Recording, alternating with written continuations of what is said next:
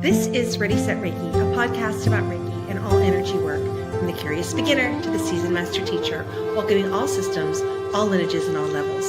Reiki is a journey and not a destination. And on this Ready, Set, Reiki journey, I refer to myself as a guide. So I'm Tracy C. Wright, and this is Ready, Set, Reiki. Hello, my wonderful listeners. Welcome, Ready, Set, Reiki. So today we are beginning another fabulous journey. So my guest is Alenka, and she is the eldest daughter, overachiever, and recovering people pleaser. Now, she has gone through a series of health issues after years of looking for answers, found a new version of herself, and saw how finding answers for your health challenges is, for so many, something that's so difficult to decide to do something about it. Now, she has over a decade in building software, and she decided to build an online platform that is using custom matchmaking to connect people to vetted holistic experts based on shared values and current needs.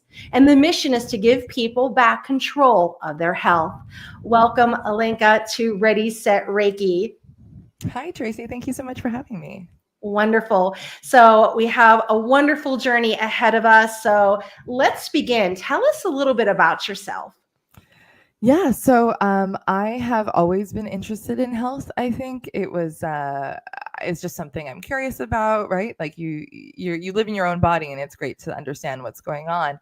But until a few years ago, until you hit a certain age, you can kind of just get by, right? And Sure. then all of a sudden you need to start paying attention because things start to fall apart, right? Right.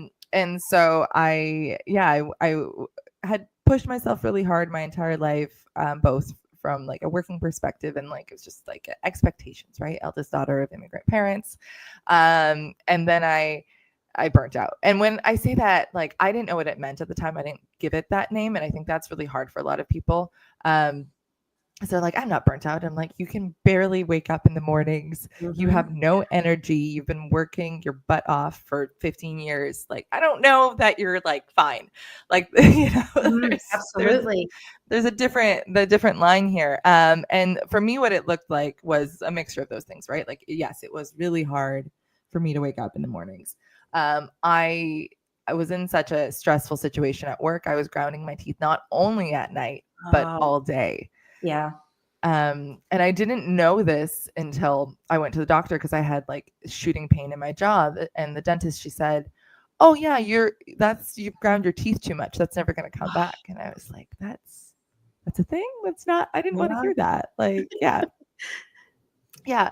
And I think it's just like I couldn't find joy in things. Like there was just so many things that I didn't realize that's what it was. And then the more research I've done into it, the more it like makes sense. But I think that was the first part of it. And then the second part of my journey was about a year after I like had to quit my job, which I'd never done in my life. Mm-hmm. I ended up stepping off a curb and tearing my ankle to shreds. And to the point where you show up to urgent care and they like brought over a wheelchair and an ice pack and they were like, "Oh my God, are you okay?" And I was like, this is again, not what you want to hear. Right.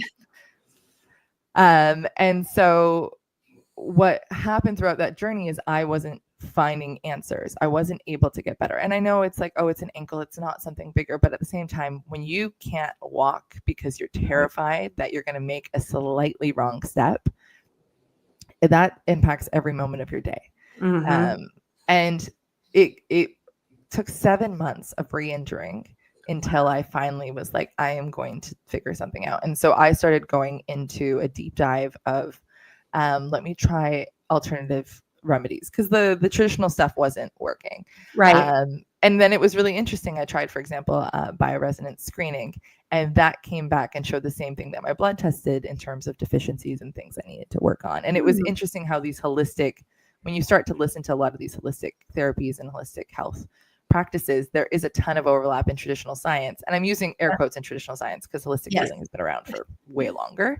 But it just opened up my world to see like there is more out there, and just because we don't have studies to back it doesn't mean they're not valid, very useful, helpful tools.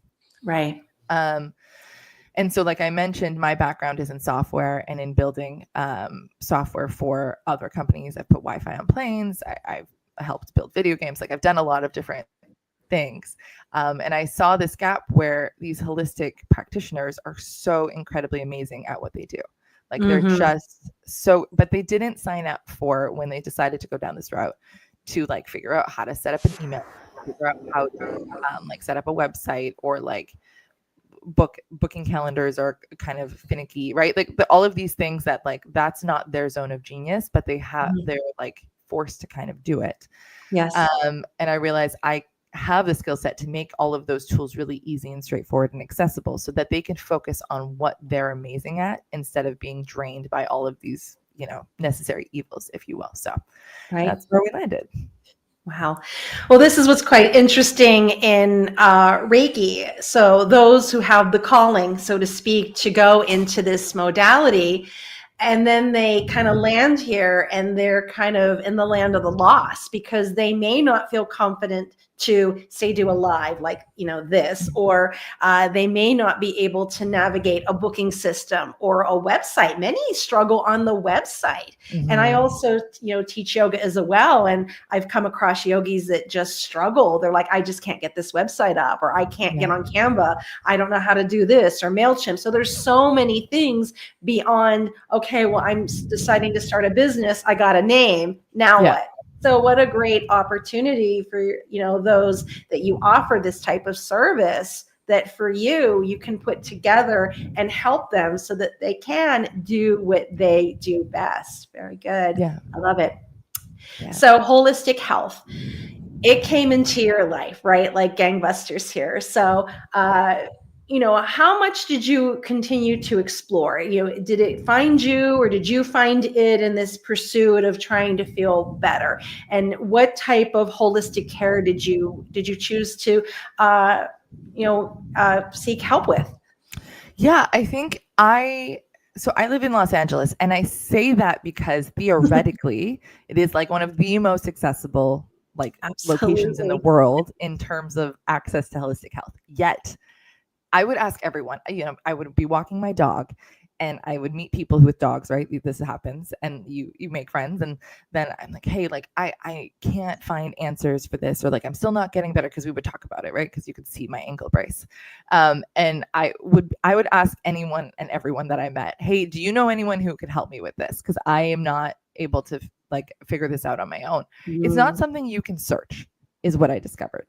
Like if you don't know what you don't know, there's no starting point. Right? Like if you know that you want to get Reiki, you can find that. Like it might not be super straightforward, but it's like at least you have that keyword Reiki, right? And like your location, if virtual or in person, like you can start with that. But if you don't know that Reiki is a thing that could help you, and most of us don't, right? Most of us don't know how Reiki can help, or acupuncture, or Pilates, or meditation, or like breath work. Like we don't realize because there's so many ways that these modalities can help you get better.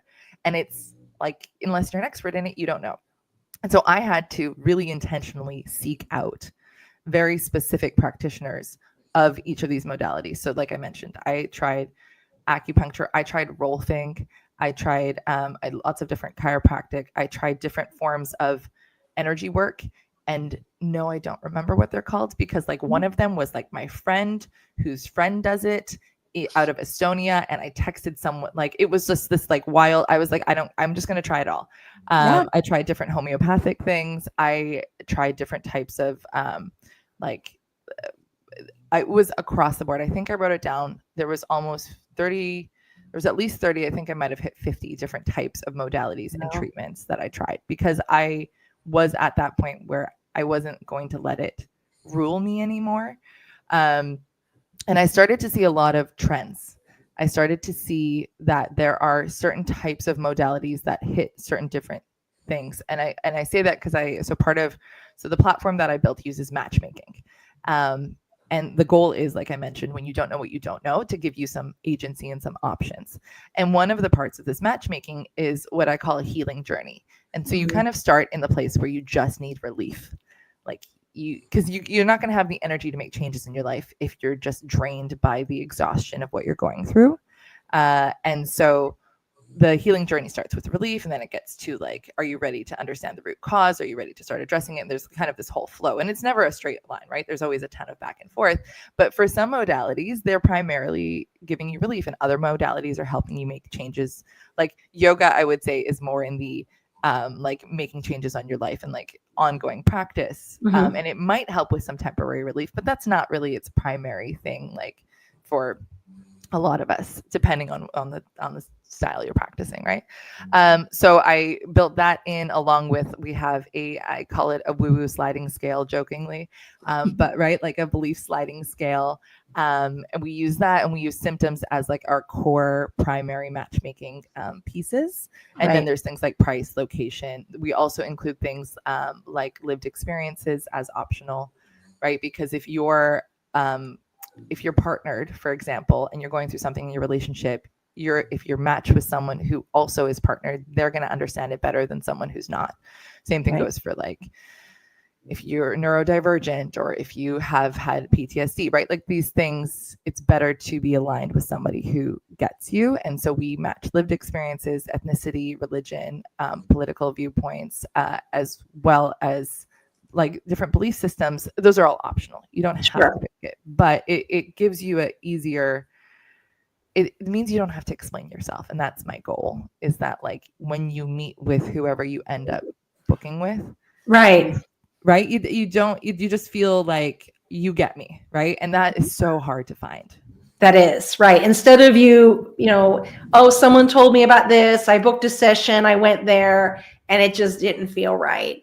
And, you know, when I began my journey, after my sister had passed, I was just pulling from everything. Yeah. And what a wonderful thing to have had that option to put those things in, because as I started discovering, there's a whole lot of even different styles of yoga, right? Yeah. And there are so many different systems of Reiki out there. I mean, there's Egyptian, there's animal, there's kid, there's crystal. You can go on and on and on. And I had to go through all these things. And then when I discovered one, I heard like, you know, oh, wait, there's this, and then I would go over to that. But if I had something that I could fill out and say, well, this is this and this is that, and then here we go, give this a try, it would have cut out a lot of legwork. Now, would it make me the person I am today? I'm not sure, you know, having all those experiences.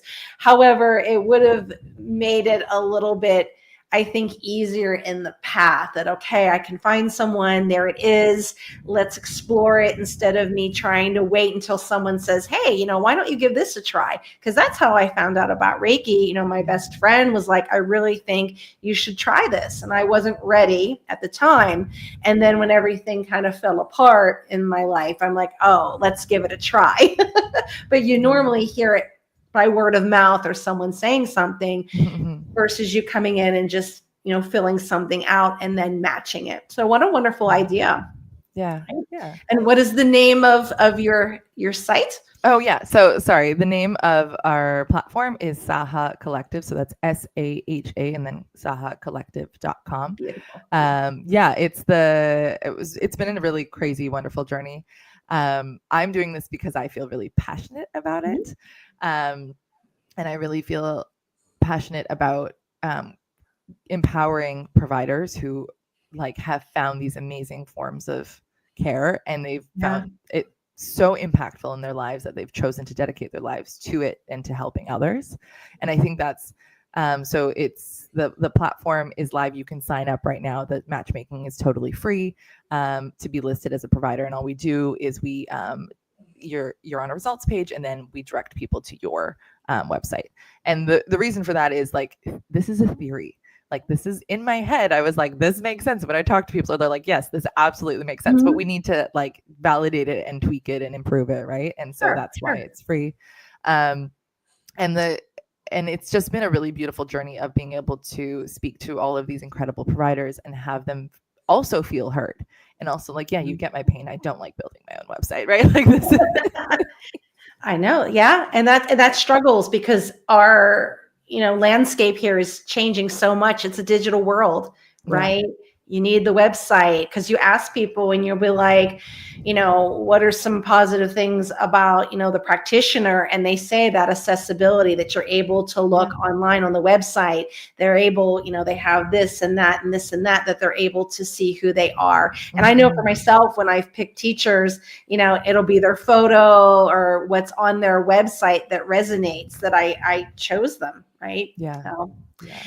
So you're working with lots of different individuals in this industry. You've tried, traditional doctors. You've done the holistic. What is a common misconception about holistic health? Yeah, I think the word holistic, I think, has been abused.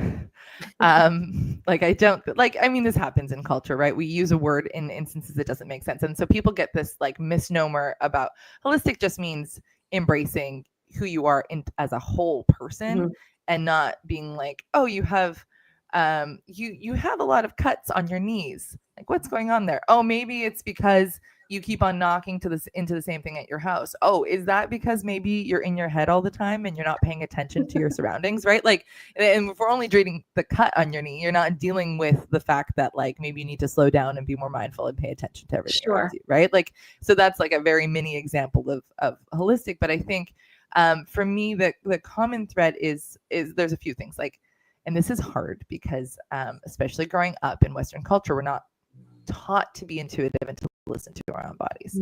But when like I've gone into different forms of care where I was like, this doesn't feel right. This doesn't feel like, there was one, it's called soft wave therapy, but basically it's high pressure sound waves that are supposed to break up scar tissue and like increase blood flow and do all these things. But I was in so much pain when it was happening that I was sweating.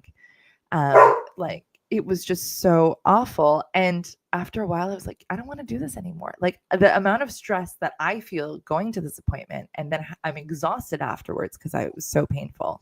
Right. Like, it's not worth it. Initially, when I didn't have any options, that was fine. But like, I'd rather go to acupuncture, where I chat with my acupuncturist, because like we've become friends since, but like about different things going on. And I have a very calm, beautiful experience. Every once in a while, a needle hurts, but it's really like rare. Like, I'd rather do that than this. And I think it was just learning that it needs to feel aligned. It needs to feel right. If you feel uncomfortable or if you don't feel heard, don't do it. Because that your body is also not going to be in a state where it can accept the form of treatment anyways. And that's not, it's not like, the provider knows it, you know it, it's not good for either of you. And I think that is probably not the answer you were looking for, but that's what I felt. Sure. That's what I tell my students. If I'm just a guide, I'm guiding them through the experience. And that's why I kind of refer to myself as a guide versus a host here, because I'm learning as well. And if it doesn't feel right, don't do it. So that I would say every aspect of your life, listen to that inner teacher, that inner guru within you. Yeah. No, I totally agree. And I think, and now I talk about it when people are like, well, how do you like take care of your body? And I'm like, it's little things. Like, if I eat this thing, do I feel horrible afterwards? Yeah. Right. Because like, it's just paying attention to that. And because, you can go on this diet or that recommendation. And it's not to say that I haven't tried a bunch of these things. But at the same time, like, if they tell me to do something that like brings me joy and makes me feel better, because those don't have to be the same thing, right? It can bring you joy and make you feel worse. Then like, you got to listen to it, because ultimately you're the only one who knows your own body. And I think building that relationship and getting to be an expert at listening is like the best thing you can do for yourself. Yeah. And these different things are, teachers in itself, because now you know what you don't like, right? And that's okay. I mean, although this is a Reiki podcast, it may not be right for someone, and that's okay. You tried it. It wasn't right for you. Go on to the next thing. So don't give up. Keep going on the journey. And I will say, to your point, it like Reiki from one person or from another provider can be two totally different experiences. So just because a modality didn't work for you, it could have been the practice, the practitioner, the place you were at that day. If you had a really bad day, it might not, you know what I mean? Like, some types of holistic practices require you to be in a good space in order to be effective. And so I wouldn't say just because that one experience wasn't good, like write it off. I think it is. Oh yeah, give it tries. Yeah. Just like with yoga, you may not like Ashtanga, you may not like Hatha, but maybe Yin or restorative is just for you. And there's so many different, types of Reiki, and every practitioner does it different. I could take a training with 10 other people and we're all going to do 10 different things. So keep trying, and just, you need a few more experiences perhaps to rule it out. But yeah, even go to someone different. So you're right with that. Yeah. So good point. So what do you wish your younger self knew about holistic health? So many things. I think I wish my younger self would have known about what holistic health is like. Let me rephrase that. I wish my younger self knew that holistic health wasn't just food. Okay. That there was a huge mental component, there was a huge spiritual component, there was a huge component of like learning to love and accept yourself. Right. Because like I wasn't taught to do that my entire life. I was taught to be the person that I thought other people wanted me to be. And that acceptance from other people meant you were doing it right. And I've learned to unlearn that. And I think that has been one of the hardest things, because if you don't love and accept yourself, it causes all sorts of like conflicts. Like if you don't love and accept yourself, you're probably not going to say no when somebody asks you to do something when you should say no, or you're probably not going to have that nap that you should, and you're going to be cranky, right? Like those types of things, I think it sounds small, but it makes a really big impact in a lot of ways.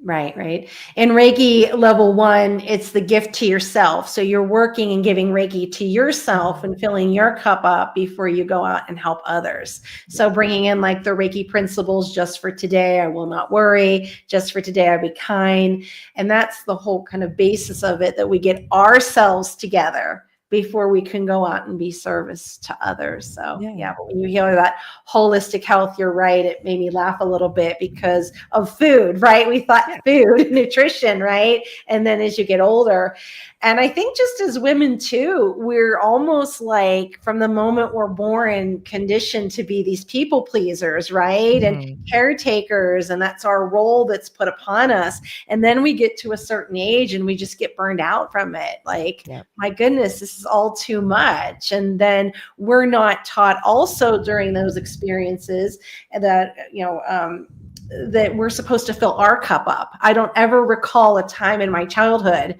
where it was like, oh, well, you're going to be a good wife, and oh, you're going to do this, and, being geared towards, getting married and having a family. But what was it in a way to fill my cup up? So I'm not burned out. There were no tools given to me, or say, hey, every now and then give yourself a bubble bath, right? Or join a book club, or do something for yourself. It was always geared towards how can you help other people? And then you get into that people pleasing, and then you get burned out. Yeah. So when it's time for you to get a holistic tune-up, what are some qualities that you look for in a holistic healer or worker? Yeah. So I tried to figure out what exactly I am trying to address.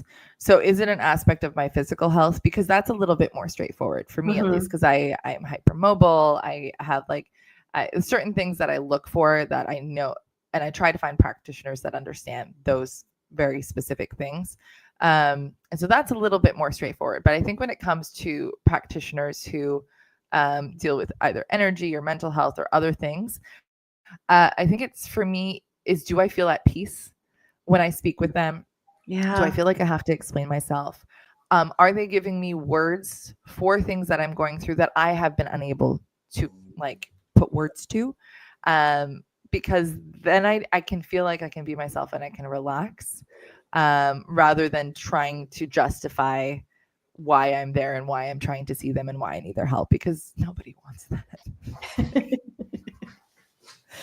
It's exhausting. Right. So what advice would you give someone who, has reached their ending point? They're like, you know what, I got to get some help here. I don't know where to go. What advice do you have for them who just is starting? Yeah, I think when you're like, I've reached my ending point, it's like, okay, what does that exactly look like? Try to break it down a little bit, because we'll just be like, oh, I'm exhausted. So like, are you physically exhausted? Or are you mentally exhausted? Because those are two different things. Um, are there certain things that make you more exhausted, right? Like, is it like, I was talking to a friend of mine, and her, every time she would have a conversation with this one boss, by the end of the day, she would have shooting pain in her neck, and she would like not be able to move her head. Right? Can you start to identify the little things that are building up? Because then you can start to, even just being aware of them makes it easier, right? Because Yeah. then you can feel more in control and you know what's happening. Even if nothing else changes, that I think is big. I think giving yourself grace and not beating Mm, yourself up, that's yeah, huge. that is Like, huge. it's just, that makes, because if once you start to like, if you wouldn't do this to your best friend, to your kid, to your spouse, why are you doing it to yourself in your own head, right? So I think that's where I would start, and I would give yourself credit for what you're already doing, because oftentimes, like, one of my friends, she's actually a Reiki practitioner, but she's taking a break because she burnt out really bad from her corporate job. But she's like, oh, I can't, I'm just eating like these protein shakes and these like prepped meals. I'm like, but you're eating, Yeah. right? You're still eating. And like, you need to give yourself credit for what you are doing. And I think once you start to give yourself, you're like, I am eating, I'm proud of myself. Once you start to do those little things, that starts to really, you're not your own enemy in your own head. And Yeah. that makes everything else easier. Right. I know growing up, it was kind of frowned upon for rest, Mm-hmm. always being busy, go, go, Yeah. go, go, go, go, go. And I found myself kind of really feeling I'm not doing enough. I'm not doing enough. But then Yeah. others would say, oh my goodness, like all you move at such a fast pace and you do this. And I would never see it from that angle. And it wasn't until, my daughter's now an adult and she's picked this up. And it was like, I don't feel like I'm doing enough. I feel like I'm lazy. And I'm thinking, oh my goodness, I taught her everything I know. Now we got to undo this. And Yeah, yeah, yeah. what you said, give yourself grace. It's okay. You're working so hard. You're doing Mhm. this. And I didn't have that person speak over to me. And I'm like, don't do, do what I say, not what I do. Yeah. And I said, let me be a role model to you what burnout could look like. And I'll tell my children, listen, if there is a season where you have nothing, take it as a gift from God that this is you resting for the things that are coming. Yeah. I didn't take those times. And when I was very young and my grandmother was alive, I would remember she would let me sleep in when I was off of school. Mhm. And my mother would come home from work because we live with my grandparents. And my mother would be like, why did you leave her asleep like till 1:00?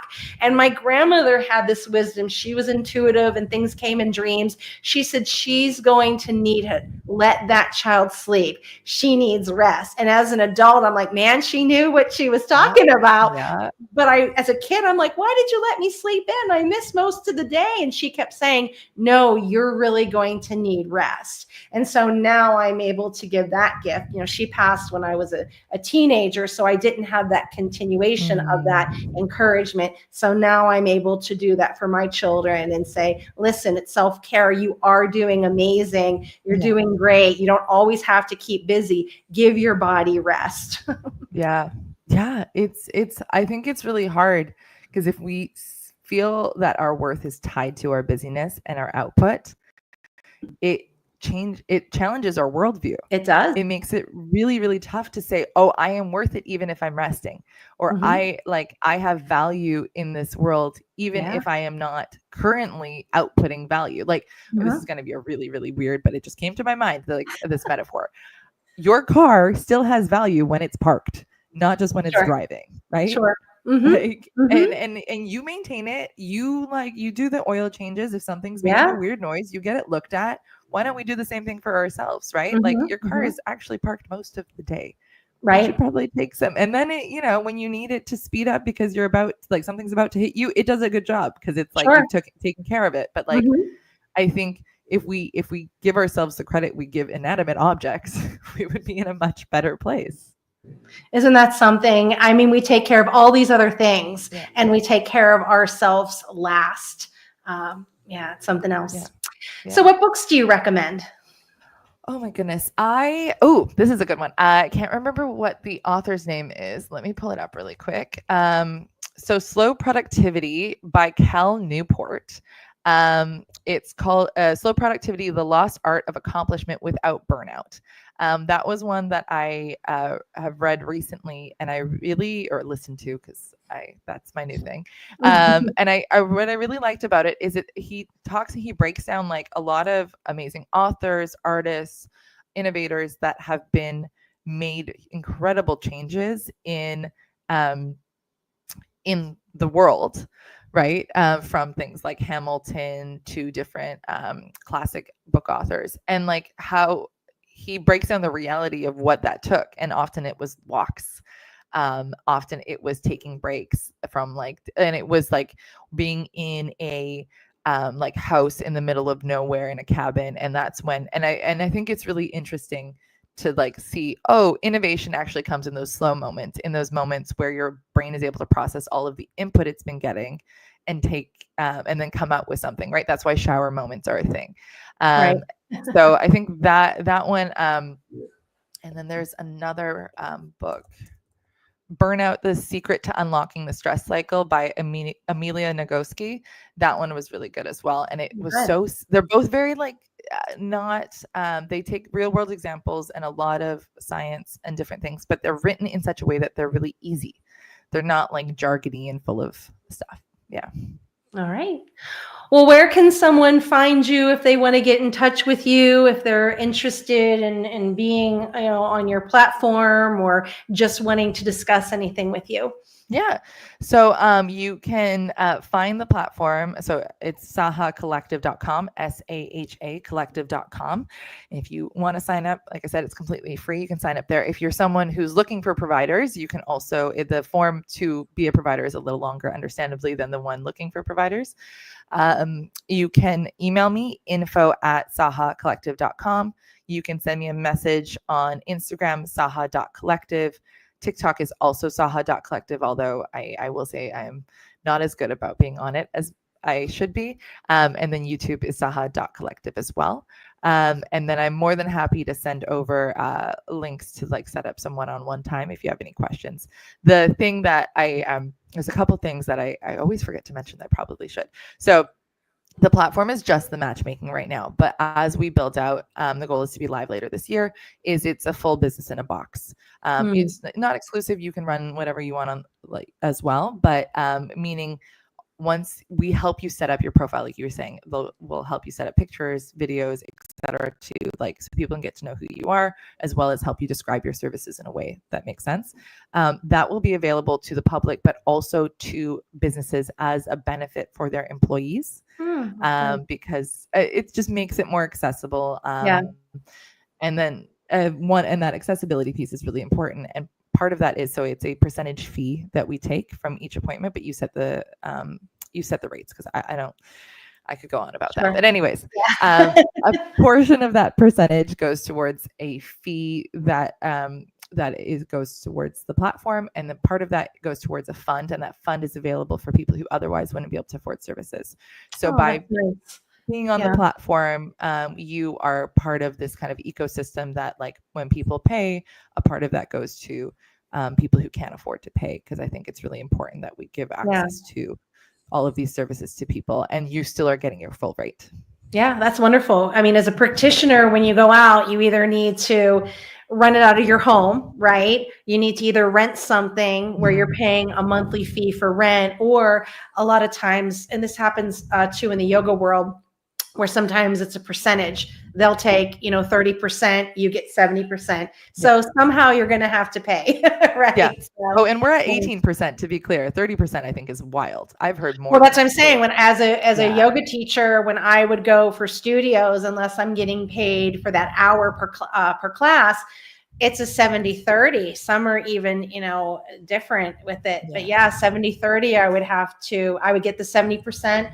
The studio would get 30%. So 18% is a deal. And I have, I've done it all ways, and I have my own space, and I'm paying an X amount per month. And that's with also paying the electricity and the landlord covers everything else. So that's a really good deal at 18% versus the 30, or some places even take 40% of it. Yeah. Yeah. When I've spoken with therapists specifically, because there's a lot of therapy platforms out there, and we do have therapy as well and different types of coaches, but some of these platforms, it's a flat rate and they'll give you $60 an hour versus when they do private pay, they can make $175. And I think that's insane. Yeah. Well, just think of this. Some of my trainings are like 2,300. Yeah. Okay. Or 1,800 or 1,300. Yeah. And I would go and I would teach it at a space because I didn't have it. I mean, I have a little space in my home, but I also have dogs, and not everybody loves dogs, right? Now they're sweet little, wonderful little dogs, but they want to be in where the action is. And that can be distracting for someone. So I've had to go. And if I have a training for $495 or $1,300, I'm having to give 30% of that to the owner, right? And sometimes it's like, oh, and you think of the work you do, you're putting 6 hours in of training some days, you're getting the material, it's energy work, it's things like that. And so 70-30 seems to be the norm. When I go for yoga, sometimes it's, $30 that the teacher gets paid, whether you have 0 clients or 100, right? Yeah. So what do you do? And it's based on the number of people. So if I show up and there's one person, that owner gets 30%. If I have 100, they get 30% of that. Wow. Yeah. No, it's rough. It's really, really hard. And I think it shouldn't be this complicated, which is why I'm trying to make it a little bit easier, but it's hard. And I think people do it because they care. And I think sometimes that's taken advantage of. It is. And also too, with Reiki, it's considered a gift. Like you're giving a gift away. So you're caught between, okay, I want to be of service and help somebody, but you also, have to pay for things as well and live, right? So how do you balance this out? You have somebody that reaches out and I'm not feeling good and I'm this, can you send me Reiki and send me distance Reiki? And at some point it's like, okay, there has to be an equal balance here of the energy, right? You have to balance this out, whether it's through payment and service. So it's a tough thing because you just want to go out there and do it and share this with the world, right? So all right. Well, that ends the first part of our journey, and I'm going to continue to guide you through the second part. This is the social media question. So here we go. What is your advice for someone who is dealing with burnout? Be kind to yourself. I think the first one is like super be kind to yourself when you are dealing with burnout. And I think just be take the wins and really appreciate them. Did you drink water today? Right? Really appreciate that. Did you eat today? And ask for help. I think you are not helpless for asking for help. And that is easy to say and really hard to do. So just be okay with us. If that means I had a friend come over and she cleaned my countertops and I cried. And now I cry a lot more because healing does that to you. But it was a lot. I just I didn't have the energy to do that. Yeah. And it's so interesting that you say this because this is what I say to my daughters, and no one had said that to me at all growing up, even into a young adult. So they'll be overwhelmed. I'm like, did you drink something today? Did you at least get your Starbucks today? Did you take a nap? Go eat a piece of chocolate, go take a bath or a shower, all these questions. And it's like one of those is usually a no. We'll go do that. Here, I'll go DoorDash you something, go eat something. Here, here's some money to go through the drive-through of Starbucks with that. And you do get burnout and it shows up in different ways. Like I've just been going. And I had something yesterday and the person was supposed to arrive at 1:00 and 15 minutes beforehand. And I had prepped, I had did all these things to get ready for it. It was actually a photo shoot. And 15 minutes before, the person said, I'm going to be an hour late. And I'm just like, and I wasn't going to be able to do it because I had someone Yeah. else. And so I had gone to my space early. I had everything fixed, candles, you name it, props I was going to use because I was on this timeline. And I'm like, you know what? Let's just cancel it. I don't know where I fit it around her schedule, and boxed it that time in. And, I'm getting everything and I go to lock the door and I was just, the many things I had ahead of me. And there's a place here that I like to get my drink. I like sweet tea and Sprite in my little cup here. And it's one of these kind of foam type cups, real cheap cups. And I walk to the car and it's a big drink. It's a big thing of Sprite. And my key hit into it and it starts leaking like crazy. And I get in my Jeep and I just start to cry. And it was the hole being poked in the drink that was the catalyst to, oh my goodness, of burnout. And I got myself to that point of getting overwhelmed that a hole in the cup brought me to break down. The pin on like the camel's back, right? It's like that. Exactly. Yes, it broke the camel's back. So, but again, I don't really have that person speaking over me as I'm to my daughters, make sure to get that, and I remember telling my daughter, she goes, "Isn't that terrible when you drop your drink?"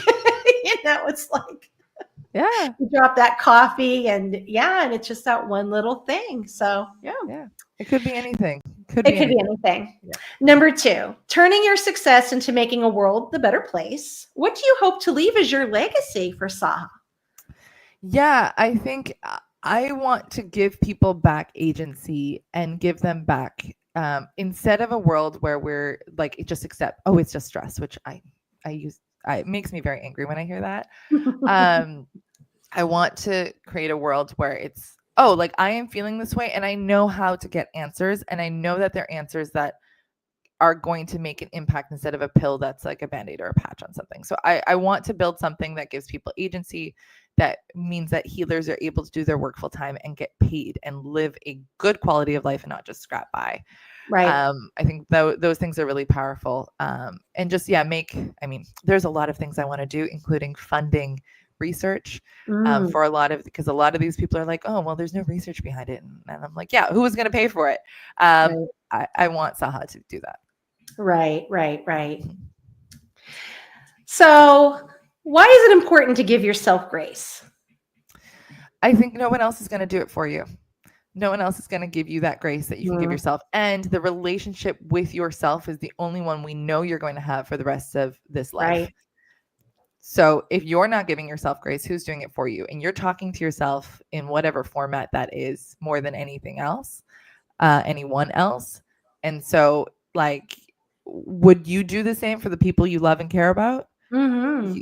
You should love and care about yourself too. So let's give ourselves some grace here. Right. Yeah. It just, again, conditioning as you grow up, like that culturally created self that you put yourself last. And then if you make yourself be first, it's considered selfish, but it's self-care. Saying no is self-care, right? Yeah. I mean, I could go on a whole rant on this, but I think when you start to put yourself first and when you start to say no, the only people that disadvantages is the ones who are taking advantage of you. Absolutely. And you see how upset they get when you don't, move heaven and earth for them, right? If you move mountains, you can move mountains for someone, but if something, you can't do it right then and there, then they get angry at you and lash out at you. Yeah. So, all right. Yeah. Well, that was our last question. As we've been talking, is there anything that you might have forgotten about or something that you want to share? The floor is yours. I think the biggest thing is just like if you have the power to make a difference, whatever headspace you're at, it is the most beautiful thing you can do for yourself and others. And be okay that like today you might be in a very different place than you might be tomorrow. It just depends on what you have space for, and that's okay. You don't have to be at 1,000% every day. Very good. And you are also, you have been on other podcasts as well. Yes. So if someone wants to dive a little bit deeper into some of these topics, we went over very lightly over them, but if you want to get a little deeper on burnout, giving grace, you are on other podcasts. Yes. Do you have any other videos?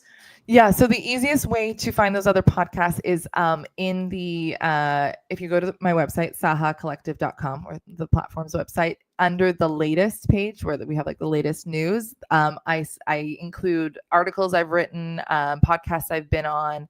I've been on like 30, 40 different ones. So it's hard to like name them here. But and I talk about burnout. Yeah, very good. Grace. I talk about diving. Some of them are more business podcasts. So if you're curious more about that, if you're curious more about my motivation, the reason I made the decisions I made about building the business, that those are all there. Okay. And what type of practitioners do you have on the site? If someone's listening, what are your different types of holistic healers do you have on board? So I call it modality agnostic. And I'm using air quotes because I say that and people are like, I've never heard that term before. And I'm like, yes, we are doing a bunch of things that are innovative that no one's ever done before. So yes, we do have Reiki practitioners. We have sound healers. We have more traditional. So we have people who do massage, who do acupuncture. And that's what I call traditional in this space, because that's kind of what I've learned is more on the traditional side. We have people who do functional medicine, who do homeopathic, who are therapists, who do breath work. I have someone who does DNA testing, and then will give you a breakdown of what like a fitness regime and diet based on your DNA. I have different people who do like one person, she's a therapist, but she uses Dungeons and Dragons as her modality. And so she'll create a Dungeons and Dragons, which is like a board game, kind of like an immersive board game, and she'll create that for you. I have another woman who does group coaching using different types of smut, if you will, right? Like and then I have people who are more on the like conservative religious side that like do different types of coaching. I think it's all from nutrition to energy to like it's across the board, and it's really intentionally so, because I think it's important that people get options, because you might like Pilates might be your thing, or Reiki might be your thing, and you won't know until you try it. Beautiful. Yeah. All right. Well, thank you, Alenka, so much for taking time out of your very busy schedule to go on this journey with me. It's been very educational. Oh, you're on mute. Thank you so much for joining me on this journey and taking time out of your very busy schedule to answer these questions. It's been very educational. I've loved learning about this. I mean, what a great platform that you have, that those can come on there and, find their just right. I love it. So I like that. Find your just right. I might write that down. It's find your Goldilocks. Find your just right. Yeah. I love it. Beautiful. I love it. All right. Well, thank you so much. And thank you so much to my listeners. And if you would like your question featured on the podcast, reach out to www.readysetreiki.com. I'm Tracy Seawright, and this has been Ready, Set, Reiki.